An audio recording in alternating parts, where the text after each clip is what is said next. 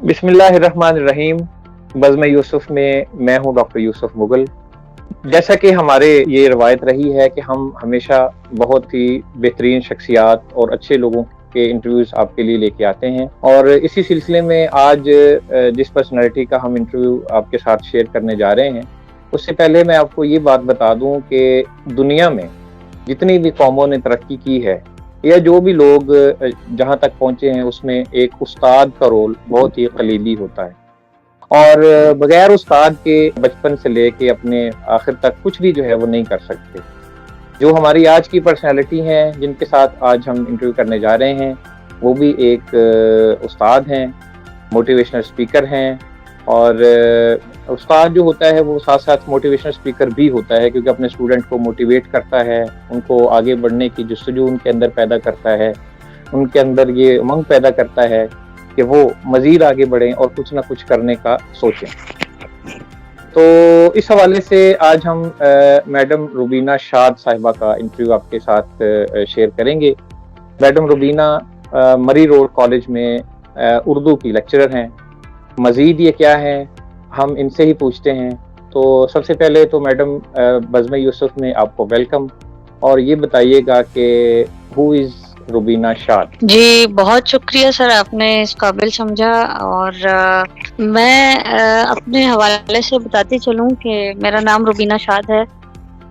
بصارت سے مکمل طور پر محروم ہوں، پیدائشی نابینا ہوں، اور میری پیدائش جو ہے وہ چکلالہ کے ایک ہسپتال میں ہوئی. چونکہ والد صاحب آرمی میں تھے تو بسلسلہ ملازمت ان کا تبادلہ جو ہے وہ مختلف شہروں میں ہوتا تھا.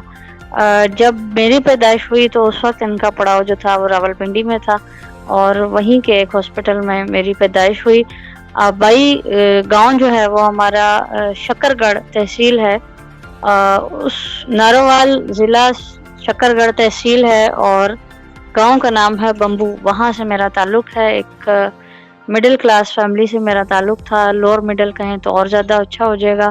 ہم 3 بہن بھائی جو ہیں وہ بصارت سے محروم ہیں. مجھ سے پہلے میری ایک بہن جو تھی وہ بصارت سے محروم تھیں، اور اس کے بعد فوراً میری پیدائش ہوئی. تو معاشرہ جو ہے اس نے اس چیز کو بہت ہی انہونی اور کوئی اچھوت، کوئی اس ٹائپ کی چیز سمجھا کہ یہ کیا ہو گیا جی، ان کی فیملی میں یہ کیا ہو گیا. ایک تو پہلے بیٹیاں ہی بیٹیاں ہیں جی، 3-4 بیٹیاں اکٹھی ہیں، اور پھر یہ کہ دوسرا جرم یہ ہو گیا کہ وہ نابینا پیدا ہو گئیں. تو شروع ہی سے ہمارے والدین نے بہت ٹف ٹائم دیکھا، لوگوں کے تانے سنے، لوگوں کی ہمدردیاں. ایک ہمدردی وہ ہوتی ہے جو محبت میں کی، ایک ہوتی ہے جو ترس کھا کے کی جاتی ہے. او ہو بیچاروں کے 3 بچے بلائنڈ.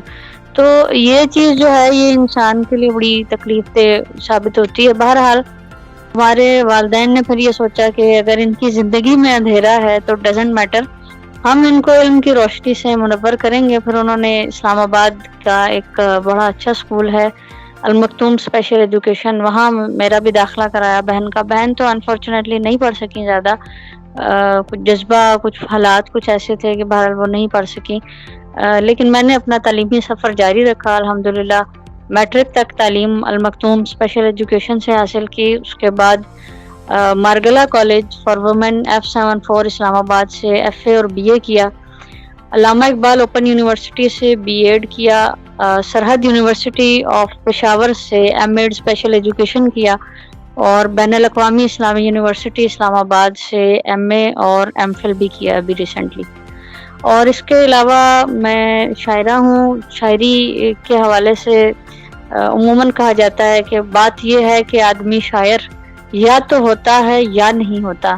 تو اللہ پاک نے اگر ایک محرومی کے ساتھ مجھے دنیا میں بھیجا تو بہت ساری خداداد صلاحیتوں سے مزین کر کے بھی بھیجا، اور اب وقت گزرنے کے ساتھ ساتھ ان صلاحیتوں پر نظر جاری ہے. کوشش میری عملی جد و جہد یہی ہے کہ میری جو خداداد صلاحیتیں ہیں وہ ابھر کر سامنے آئے، اور جو ایک کمزوری ہے نیچرل ہے اللہ کی طرف سے ہے وہ دب جائے یا اتنی مدھم ہو جائے کہ میری صلاحیتیں اس پر حاوی ہو جائیں. اور الحمدللہ جد و جہد کا یہ سفر جاری ہے. بہت حد تک مجھے اس میں काफी सारे महाजों पर कामयाबी हो चुकी है।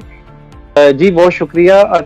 ये बताइएगा कि इब्तदा में जो आपको मुश्किलात का सामना करना पड़ा, कुछ थोड़ा सा उनके हवाले से बताइएगा। दूसरा ये कि अल मखतूम के बारे में आपने बताया, इसके बारे में आपको कैसे पता चला, और फिर चूंकि जिस शहर से आप बिलोंग करती हैं, इस्लामाबाद आपके करीब था, चलिए ये तो थोड़ा सा फायदा हो गया आपको कि आप उसमें आ गई।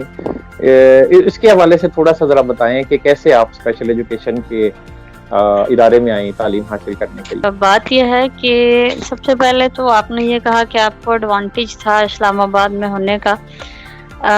एडवांटेज नहीं था, इसलिए क्योंकि उन दिनों जब मेरा एडमिशन हुआ था स्कूल में अल मखतूम में, तो मेरे वालिद साहब की ट्रांसफर जो थी वो वाकंट में थी। टेक्सला से भी आगे है वाकंट, और एक 4-5 साल का छोटा बच्चा ठीक ठाक सफर करके 2-3 घंटे का सफर करके कम से कम वो अल मखतूम जा रहा है, आना जाना। और फिर ये कि घर के पास भी नहीं, ज़ाहिर है हम कैंट एरिया में रहते थे तो फैक्ट्री की बसेस पे जाते थे, तो वालिदैन ने बड़ा सफर किया, सुबह बस पर बिठा रहे हैं, फिर वापसी पर पिक कर रहे हैं, तो ये बहुत बहुत ज्यादा टफ। सर्दियों में सर्दी का बहुत इशू होता था, गर्मियों में गर्मी, ज़ाहिर है दोपहर में खड़े होकर आप अपने बच्चे का इंतजार कर रहे हैं, तो ये बहुत यानी तकलीफ दे चीज़ थी। जहाँ तक पता चलने की बात है तो आई एम नॉट श्योर, मैंने कभी इस बारे में पूछा नहीं वैसे, लेकिन मेरा ख्याल है कि वालिद साहब को किसी ने बताया था, और मोस्ट प्रोबेबली हमारे बहुत अच्छे उस्ताद मोहतरम हैं अब्दुल मनान साहब, उन्होंने शायद उनसे जिक्र किया होगा, क्योंकि उनसे हमारे बहुत पुराने ताल्लुकात हैं। हैदराबाद में सियालकोट में वो किसी इदारे में उस्ताद थे, तो वहाँ मेरी बड़ी सिस्टर जो है वो पढ़ा करती थी, तो उनसे शायद इस इदारे का पता चला था, और फिर यहाँ एडमिशन लिया मैंने, और फिर तालीम का सिलसिला जो है उसका आगाज़ हुआ। जहाँ तक मुश्किलात की बात है, तो पहली मुश्किल का तो मैंने बरसबील तज़किरा जिक्र कर दिया, वो खुद ब खुद गुफ्तगू का हिस्सा बन गया कि सफ़र अंग्रेज़ी वाला उर्दू वाला दोनों तरह के सफ़र बहुत किए हैं जी। तो सफ़र जो है वो पहले तो वो सफ़र की मुश्किल बर्दाश्त की, और उसके बाद फिर ये कि फाइनेंशियली हम बहुत ज़्यादा स्ट्रॉन्ग नहीं थे, तो कभी यूनिफॉर्म का मसला है, कभी किताबों का इशू है। फिर उसके बाद थोड़ा सा होश संभाला, तो फिर जिन तकलीफ का सामना करना पड़ा, उनमें सबसे यानी तकलीफ दह चीज़ ये थी कि राइटर के लिए हमें बहुत जद्दोजहद करना पड़ी, बहुत धक्के खाने पड़े। और जब मेरा मैट्रिक का पेपर था तो आई वॉज नॉट श्योर कि मैं पेपर दे भी सकूंगी या नहीं, क्योंकि मेरे वालिद साहब बोर्ड के दफ्तर गए थे कागज़ पर साइन कराने, और हम जो है वो सेंटर में गए थे जहाँ मैंने पेपर देना था। तो मुझे ये नहीं पता था कि सेंटर वाले मुझे उस कागज़ के बगैर बैठना अलाउ करेंगे या नहीं करेंगे। फिर मैंने उनसे फ़ोन करवाया, बाकायदा बोर्ड से वालिद साहब ने फ़ोन करवाया कि आप इनको बैठने दें, इनके वालिद साहब जो है वो फॉर्म जो है वो लेकर आ रहे हैं दस्तखत करवा के। इसके अलावा रिकॉर्डिंग के इश्यूज रहे। अल मखतूम में तो ब्रेल बुक्स थी, लेकिन उसके अलावा किताबें जो थी उनका फुकदान था। फिर नोट्स बनाने पड़ते थे, परकिन नहीं थी, परकिन बहुत बाद में मेरे पास आई, और रिकॉर्डिंग्स के इश्यूज थे बहुत सारे। फिर ये कि कोई रीडर दस्तयाब नहीं होता था, ट्रांसपोर्ट के मसाइल थे। फिर दुख की बात यह थी कि हमारे यहाँ असातिज़ा को ट्रेनिंग नहीं दी जाती। हालांकि मैं ये ज़रूर कहना चाहूँगी आपके प्लेटफॉर्म से, शायद कि तेरे दिल में उतर जाए मेरी बात, शायद कोई लोग ये बात सुन लें और ये बात समझने की कोशिश करें कि जब आप टीचर्स को इंडक्शन ट्रेनिंग देते हैं या किसी भी तरह की ट्रेनिंग देते हैं, बीएड में भी देते हैं, एमएड में देते हैं, कोई भी वर्कशॉप होती है असातिज़ा की, तो उनको इस हवाले से भी ट्रेन करना चाहिए कि अगर आपके दायरे में कोई स्पेशल स्टूडेंट आता है तो आपको उसके साथ कैसा बर्ताव करना है, उसको पढ़ाने का स्टाइल क्या है। मैं अपने इस्तिताअत के मुताबिक सिर्फ ये कर सकती थी कि चूंकि मैं राइटर हूँ, मैंने इस इशूज पर ड्रामाज लिखे और ड्रामाटाइज करवाया इसको यूनिवर्सिटी में। मैं यूनिवर्सिटी में अपने बज़्म अदब की मेंबर थी, कॉलेज में भी सदर थी और यूनिवर्सिटी में भी सदर थी। तो बस मुझे ये फ़ायदा होता था कि मैं अपनी राइटिंग्स के ज़रिए अवेयरनेस के सिलसिले में जो है वो काम करती रही हूँ। तो मतलब ये है कि हमारे लोगों को ये ख्याल होना चाहिए, हमारे यहाँ इस तरफ तवज्जो नहीं दी जा रही, शायद उनके माइंड में आते ही नहीं है। पॉलिसीज बनाते हुए स्ट्रक्चर बना रहे हैं तो इस चीज़ का ख्याल नहीं करते कि जो व्हील चेयर यूजर है वो बेचारा अगर ऊपर क्लास लेने जाना है तो कैसे जाएगा, या तो उसके लिए रैम्स बनवा लें, ये नहीं उनको ख्याल आता। اسی طرح ہمارے جیسے بندے ہیں تو ہم لوگ جو ہیں ہمارے کتنے سارے مسائل ہیں، ریڈنگ کا مسئلہ ہے، رائٹنگ کا مسئلہ ہے، بورڈ ہم نہیں دیکھ سکتے، ان چیزوں کو کیسے ٹیکل کرنا. پھر سبجیکٹ ایسے آفر کر دیے جاتے ہیں. اب میں نے ایک لڑکی نے مجھ سے ایک ایشو ڈسکس کیا. اس نے کہا میم ہمیں خطاطی پڑھائی جا رہی. خطاطی مینس کیلیگرافی. اب آپ خود بتائیں کہ کوئی بلائنڈ جو ہے وہ کیلیگرافی کیسے کر سکتا ہے، لیکن ان کی پالیسی میں شامل تھا وہ سبجیکٹ. تو اس کو بیچاری کو اس سے گزرنا پڑا. تو یہ چیزیں جو ہیں یہ تکلیف دہ ہیں اور بہت تکلیف دیتی بھی ہیں، اور ان پر عملی بنیادوں پر کوئی کام نہیں ہو رہا، جس کی مجھے بہت زیادہ تکلیف ہے بحیثیت انسان. بہت زبردست میڈم. اچھا یہ بتائیے گا کہ چلیں المختوم تک تو آپ نے پہنچ گئی، میٹرک آپ نے کر لیا. یہاں پہ تو تھوڑا سا یہ بھی ایڈوانٹیج تھا کہ بہت سارے وی آئی دوست بھی تھے، فرینڈز بھی تھے.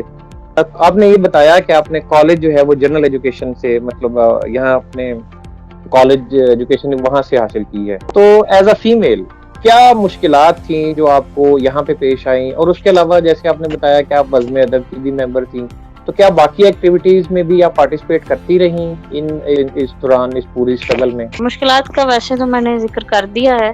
ان میں سب سے بڑی مشکل یہ تھی کہ اویئرنیس کا ایشو تھا، اور with the passage of time, وقت گزرنے کے ساتھ ساتھ اس میں بہتری تو آئی، لیکن شروع میں بڑا ایک دھچکا سا لگا. جب میں فرسٹ ایئر میں گئی میں نے دیکھا کہ لوگوں کا رویہ اور طرح سے ہے، وہ مجھے ایسا ٹریٹ کر رہے ہیں جیسے میں کوئی خلائی مخلوق ٹائپ کوئی چیز ہوں. تو اس حوالے سے میں نے ایک غزل بھی کہی تھی، میں آپ کو سنا دیتی ہوں. میرے کہنے سے زیادہ میری پوئٹری بتا دے گی کہ میں نے کیا فیل کیا تھا. اور دوسری بات یہ ہے کہ آپ یہ دیکھیں گے ایک چھوٹا بچہ ہے 16-17 سال میں، اس کو اتنی زیادہ میچورٹی کی ایج نہیں ہے یہ، اور لیکن چونکہ میں شاعرہ تھی، شاعر کا یہ کمال ہے کہ وہ جس چیز کو بہت زیادہ فیل کرتا ہے، جس کا اس کے دل و دماغ پر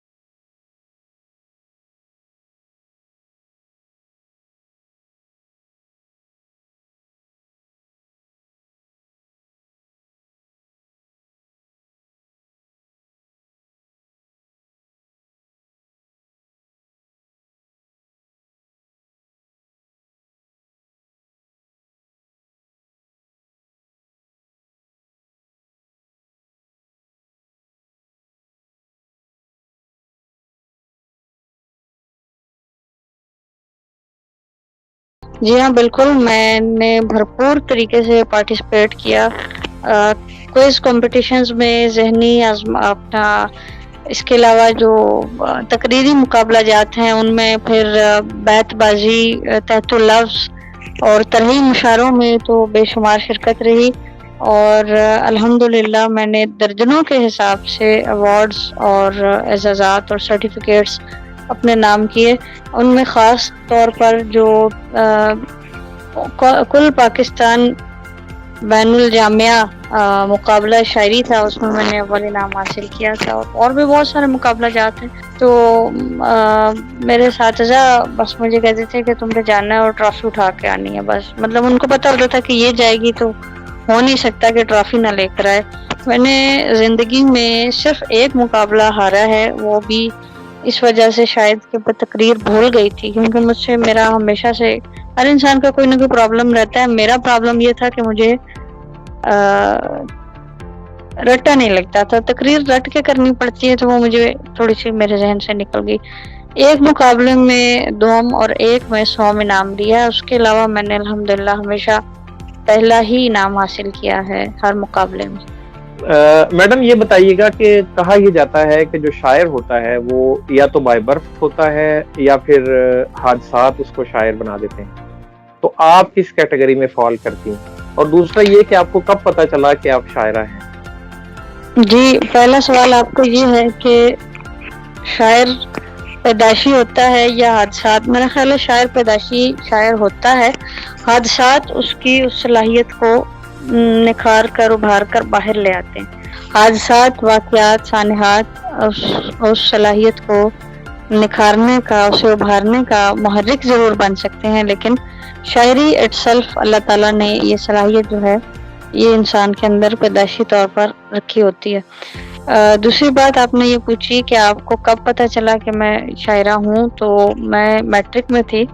ہمارے کلاس فیلو تھے، بڑے باذوق تھے، انہوں نے ایک مرتبہ اپنے کچھ اشعار سنائے اور انہوں نے کہا کہ یہ میں نے شعر کہے ہیں. وہ تو کہہ کر بھول گئے، انہوں نے تو اس کو اتنا سیریس نہیں لیا، لیکن چونکہ کمپٹیشن ہوتا ہے بچوں میں، خاص طور پر کوئی مخالف سمت سے ہو تو اور زیادہ کمپٹیشن بڑھ جاتا ہے. تو اچھا جی وہ اس نے شعر کہے ہیں تو آپ میں نے بھی کہنے ہیں.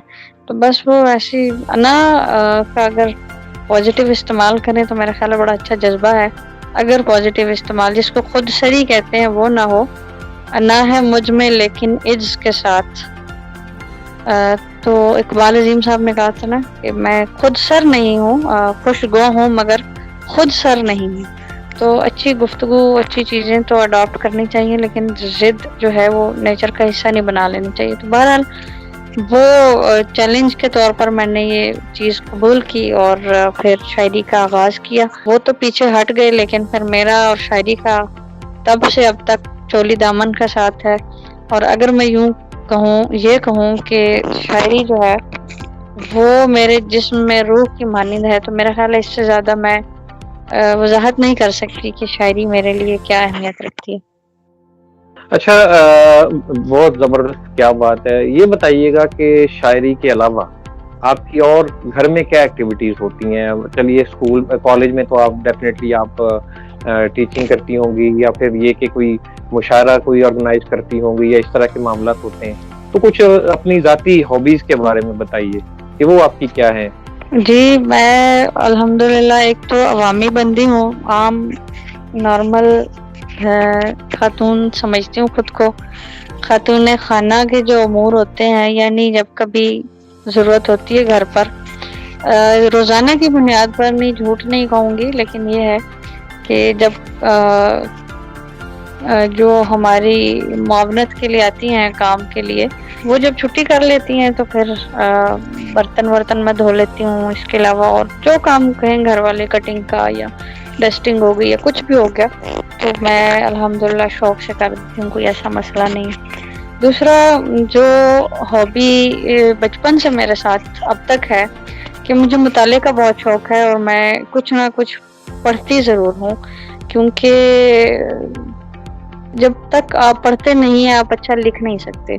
جو نوجوان میرا پروگرام سنیں گے، اسپیشلی وہ لوگ جن کو لکھنے کا شوق ہو، کریٹیو رائٹنگ کا، یہ کچھ لکھنے کا، پوئٹری، بلاگ لکھنے کا آج کل بڑا رجحان ہے، تو ان سب کے لیے پیغام یہی ہے کہ اگر آپ ایک حرف، ایک لفظ لکھنا چاہتے ہیں تو کم از کم 100 صفحات کا مطالعہ ضرور کریں. تو مطالعہ میں ضرور کرتی ہوں، شروع سے اب تک عادت ہے. انہی سے الفاظ برتنے کا سلیقہ جو ہے وہ میرے لاشعور اور تحت الشعور میں کہیں نہ کہیں ہے. جب میں لکھنے لگتی ہوں تو مجھے خود بھی اندازہ نہیں ہوتا کہاں سے الفاظ میرے ذہن میں آ جاتے ہیں اور وہ صفحہ کرتاس پر اترنے لگتے ہیں. پھر مجھے انٹرنیٹ سے بہت لگاؤ ہے. میں کیا کہتے ہیں اپنا آج کل میرا ایک یوٹیوب چینل ہے، ٹک ٹاک پر چینل ہے روبینہ شاد آفیشیل کے نام سے، فیس بک پیج ہے.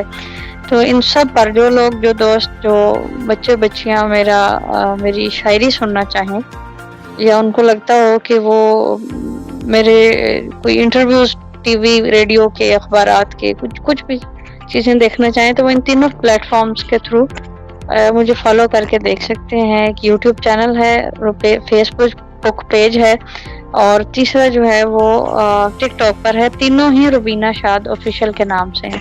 اور اس کے علاوہ پھر آؤٹنگ کا بڑا شوق ہے مجھے.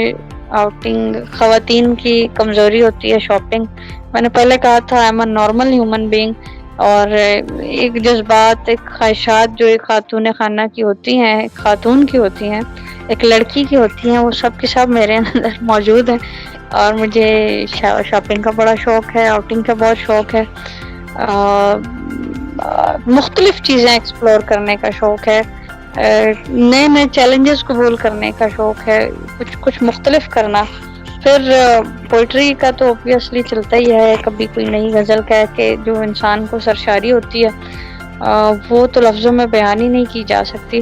پھر اس کے علاوہ یہ ہے کہ اب آج کل میں نے آپ بتاتے چلوں اپنے ناظرین کے لیے اور سامعین کے لیے بھی, میرا ایم فل کا تھیسس ہے اقبال عظیم کی غزلیات کا موضوعاتی مطالعہ. یہ کتابی شکل میں شائع ہو چکا ہے. اور اس کے علاوہ ایک کتاب میری شاعری کی انشاءاللہ آنے والی ہے, اس کی کمپوزنگ پر کام ہو رہا ہے. میں نے ایک ادارے میں جاب کی تھی, پاکستان اکیڈمی آف لیٹرز میں, اردو ٹائپسٹ کی. اللہ پاک کے کام جو وہ ہم سے لے رہا ہوتا ہے ہمیں سمجھ نہیں آتی کہ یہ کیوں ہم یہ کام کیوں کر رہے ہیں, لیکن بہت بعد میں سمجھ آتی ہے کہ یہ کام اصل میں کس چیز کی تیاری کے لیے کروایا جا رہا تھا. تو پھر جب میرا ایم فل کا تھیسس میں لکھ رہی تھی تو میں نے الحمدللہ سارا خود ٹائپ کیا, اور آپ کتاب پڑھ کر دیکھیں گے تو اس پر آپ کو کہیں ٹائپنگ کی کوئی مسٹیک نہیں نظر آئے گی. شعوری طور پر میں نے کوشش کی کہ تلفظ کی املا کی جو غلطیاں ہیں وہ بالکل نہیں ہونی چاہیے. اور اس پر جو میری کتاب ہے اس پر پبلشر نے باقاعدہ لکھا ہے کہ میں وثوق سے کہہ سکتا ہوں کہ اس کتاب میں آپ کو ٹائپنگ مسٹیکس جو ہیں وہ نظر نہیں آئیں گی. تو اب میرا پوئٹری کی کتاب پر کام ہے, آپ سب کی دعائیں چاہیے, اور بہت جلد امید ہے کہ اسی سال کے آخر میں انشاءاللہ یہ کتاب بھی جلد چھپے گی اور آپ سب کے ہاتھوں میں ہوگی. اچھا, بہت سارے سوالات جو تھے ہم نے پوچھنے تھے, آپ نے خود ہی ان کے جوابات دے دیے. ہماری بیسٹ وشز ہیں آپ کی کتاب کے لیے, اور جو کتاب آپ کی آنے والی ہے پوئٹری کی اس کے لیے بھی.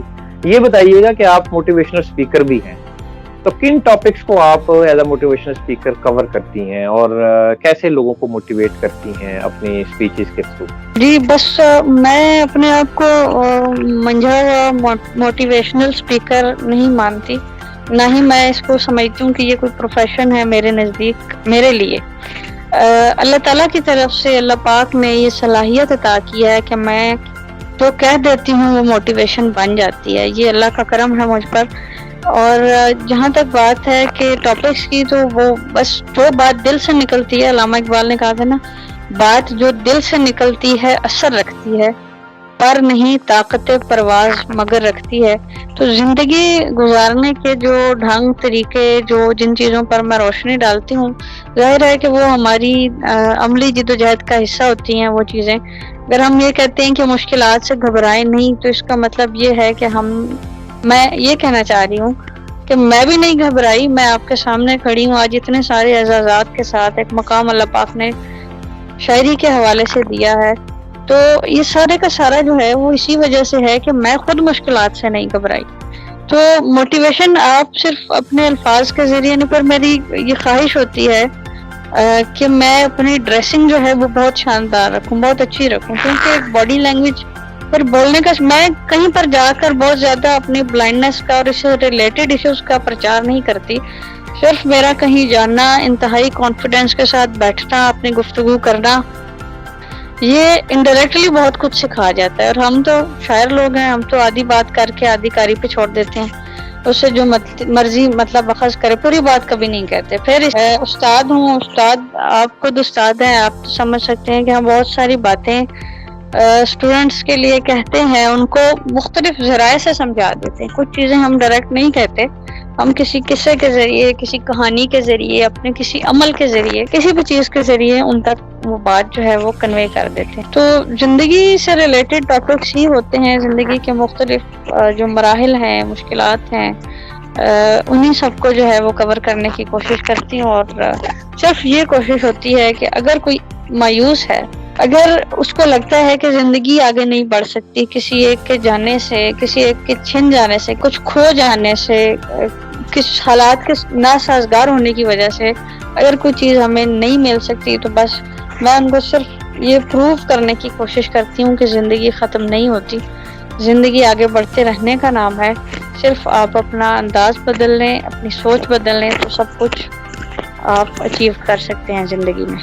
بہت اچھی بات آپ نے بتائی کہ زندگی آگے بڑھتے رہنے کا نام ہے، اور زندگی میں آگے بڑھتے ہی رہنا چاہیے، کیونکہ جب آپ رک جاتے ہیں تو پھر ہر چیز رک جاتی ہے۔ آخر میں ایک تو ہمارے چینل کے لیے اپنا کوئی پیغام دیجیے، اور دوسرا ہماری کمیونٹی ہے، لوگ ہیں، دوست ہیں یا اسٹوڈنٹس ہیں، جو کہ آپ ٹیچر بھی ہیں، تو ان سب کے لیے جو ہے وہ ایک خوبصورت سا پیغام اپنی آواز میں دیجیے ہمیں۔ جی، آپ کے چینل کے لیے بہت ساری بیسٹ وشز ہیں، ماشاءاللہ آپ بہت اچھا کام کر رہے ہیں۔ ایک پلیٹ فارم ہے جس کے ذریعے آپ مختلف پیغامات لوگوں تک پہنچاتے ہیں۔ اللہ تعالیٰ سے دعا ہے کہ آپ کے چینل کو بہت ساری ترقی اور کامیابی آپ کو بھی عطا فرمائے، آپ کی ساری ٹیم کو مبارکباد۔ اور آخری پیغام میرا یہی ہے کہ کبھی مایوس نہ ہو، کبھی ہمت نہ ہاریں۔ پانی جس طرح اپنا رستہ بناتا ہے، کٹھنائیوں میں آپ بھی اپنا رستہ اسی طرح تلاش کریں۔ پانی نہ کسی چٹان کی پرواہ کرتا ہے، نہ کسی پہاڑ کی، نہ کسی اور چیز کی، وہ بس اپنا رستہ بنانا جانتا ہے۔ سو آپ اپنا رستہ بنائیے، رستہ کوئی بنا کر نہیں دیتا، آپ کو اپنے جذبے کی صداقت سے، اپنی ول پاور کے ذریعے، اللہ تعالیٰ کے فضل کے ساتھ، والدین کی، اساتذہ کی دعاؤں کے ساتھ اپنا رستہ بنائیے، اور کوئی وجہ نہیں، کوئی چیز نہیں جو آپ کو آگے بڑھنے سے روکے گی، اور آپ کامیاب نہیں ہو سکیں گے۔ یہ تو بہت خوبصورت آپ کا پیغام ہوا، اور اب آخر میں ہمیں آپ اپنے کچھ تازہ اشعار اگر آپ عطا کریں تو ہمارے جی لیے میں باعث۔ بالکل۔ اب ایک دوجے کو پانا ہے کیا کیا جائے، اب ایک دوجے کو پانا ہے کیا کیا جائے، ہمارے بیچ زمانہ ہے کیا کیا جائے، یہ دل نہ کیسے ہو بےتاب تم سے ملنے کو، یہ دل نہ کیسے ہو بےتاب تم سے ملنے کو، سما بہت ہی سہانا ہے کیا کیا جائے۔ اور ہر ایک طبیب نے یہ کہہ کے معذرت کر لی، ہر ایک طبیب نے یہ کہہ کے معذرت کر لی، تمہارا زخم پرانا ہے کیا کیا جائے، تمہارے دل سے نکل کر بھلا کہاں جائیں، تمہارے دل سے نکل کر بھلا کہاں جائیں، یہی تو ایک ٹھکانہ ہے کیا کیا جائے۔ اور وہ جس میں ہم نے محبت کا اعتراف کیا، وہ جس میں ہم نے محبت کا اعتراف کیا، اسے وہ شعر سنانا ہے کیا کیا جائے۔ اور خاص طور پر سر آپ کے لیے یہ شعر ہے، اور ہم جیسوں کے لیے جو ہم کوشش کرتے ہیں چراغ جلانے کی۔ بسر ہوئی ہے اندھیروں میں زندگی لیکن، بسر ہوئی ہے اندھیروں میں زندگی لیکن، مجھے چراغ جلانا ہے کیا کیا جائے۔ اور بچھڑ کے اس سے بہت مطمئن ہے روبینہ، اسے یقین دلانا ہے کیا کیا جائے۔ ایک دو اشعار اور میرے ذہن میں آ گئے، میں وہ سنا کے اجازت چاہوں گی کہ قسم خدا کی یہ کہنے سے ڈر نہیں لگتا، تمہارے چھوڑ کے جانے سے ڈر نہیں لگتا، یہ کیا کہ پیار جتانے سے جان نکلتی ہے، ستم ظریف کے غصے سے ڈر نہیں لگتا، اور میں خود چراغ کی مانند ہوں زمانے میں، میں خود چراغ کی مانند ہوں زمانے میں، اسی لیے تو اندھیرے سے ڈر نہیں لگتا۔ جی بہت خوبصورت۔ ویورز آپ نے دیکھا کہ کتنی خوبصورت اور رومانس ہے، خوبصورتی اور رومانس ہے میڈم کے شاعری میں، ان کے جذبات میں، اور اسی طرح ہم یہ دعا کریں گے کہ ان کی جو کتاب ہے وہ بہت جلد آئے، تاکہ لوگ جو ہیں وہ زیادہ سے زیادہ ان کی کتاب سے استفادہ حاصل کر سکیں۔ اس کے ساتھ ہی بزم یوسف سے ڈاکٹر یوسف مغل کو اجازت دیجیے۔ بہت جلد کسی نئے پلیٹ فارم سے، کسی نئے شخصیت کے ساتھ آپ کی خدمت میں دوبارہ حاضر ہوں گے۔ اللہ حافظ۔